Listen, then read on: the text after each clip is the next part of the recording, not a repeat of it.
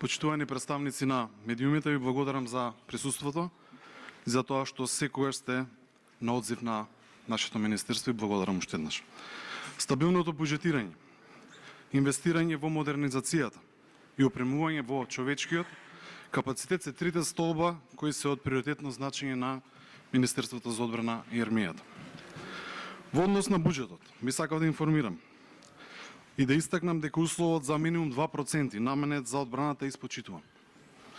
Гледано во пари, тој изнесува 329 милиони евра, од кои 32%, односно 106 милиони евра се наменети за модернизација и опремување на армијата. Гледано во однос на 2024 година, тоа се 18 милиони евра повеќе. Фактот е дека модернизацијата во армијата значи дека инвестираме значителни средства и гарант дека со секој еден изминат ден во македонската армија се менува и зголемува борбената готовност.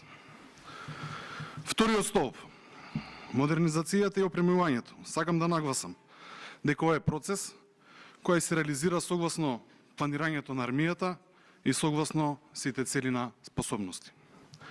Испораката на сите 96 GLTV возила треба да се заокружи до крајот на 2025 година, исто така и за возилата Страйкер. Испораката на системите Боран, на Мистрал следната година сите треба да пристигнат. Третиот столб, што е многу важен, исто така е човечкиот капацитет.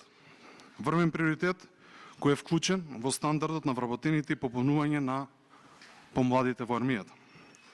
Сакам да информирам тука дека во овие 5 месеци, односно 6, исплатени се 99% согласно колективниот договор. Како министерство издвоивме околу 14 милиони евра директно да се исплатат средства на сите вработени изминатите години. И тоа е навистина огромна заслуга за сите од раководството. Зборувам за 14 милиони евра кои што од 2018 година по различни основи не биле исплаќени. И навистина сум горд што еве можам да кажам дека 99% ќе бидат и се исплатени средствата согласно крајот на оваа година. Ова значи многу за сите вработени. Бидејќи во минатото и сега имаме огромни тужби по различни основи. Само оваа година преку 6 милиони евра поради неисплатени обврски кон вработените. Сакаме да стартуваме од следната година со сите средства што ги имаме во буџетот постојано и редовно да се исплаќа. И тоа е многу важно, бидејќи на тој начин ќе заштедиме многу средства и ќе го заштедиме буџетот, а ќе нема, се разбира, и трошоци за извршители и судски постапки. И тоа навистина ми причинува особена гордост, бидејќи сите заеднички ги исплативме сите оние потребни работи што се согласно законот и согласно колективниот договор. Исто така ќе ми дозволите, сакам да најавам дека од следната година започнуваме со постапка за прием на нови 300 професионални војници. Следната година ќе ги објавиме сите овие податоци, 300 нови професионални војници и секој оној што сака да биде дел од армијата, се разбира ќе го погледне огласот и ќе се пријави. Со тој начин зголемуваме припадници во армијата, но ја подобруваме нашата борбена готовност. Но исто така продолжуваме и со прием на преку 60 до 60 граѓани со цивилни факултети.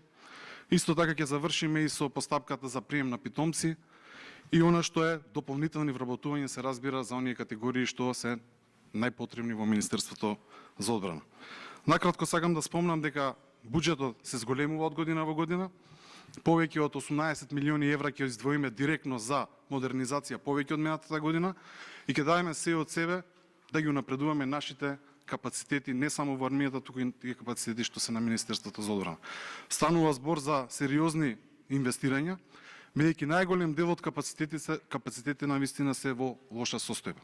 Се надевам дека со домакинско работење веќе правиме доста проекти за нови капацитети и овде тука сме во домот на Арам и јас очекувам дека следната година дека ќе има и една убава вест каде што ќе можеме постепено, полека да започнување на една нова реконструкција целосна, но тоа етапно би се движело. Сега ги правиме проектите, но мора да ги подобриме условите на секаде во армијата. Модернизација пред се, најмногу средства ќе се одвојат, преку 32% во буџетот, но исто така колективниот договор и се она што е по закон да се исплаќа и се разбира да вложуваме во сите капацитети. Уште еднаш на крајот сакам да ви се заблагодарам на сите за вашата конструктивност, за се она што и вие ни давате сила, бидејќи секогаш ја објавувате армијата, министерството и навистина сум благодарен како министер. Ви стојам на располагање за сите прашања. Повелете.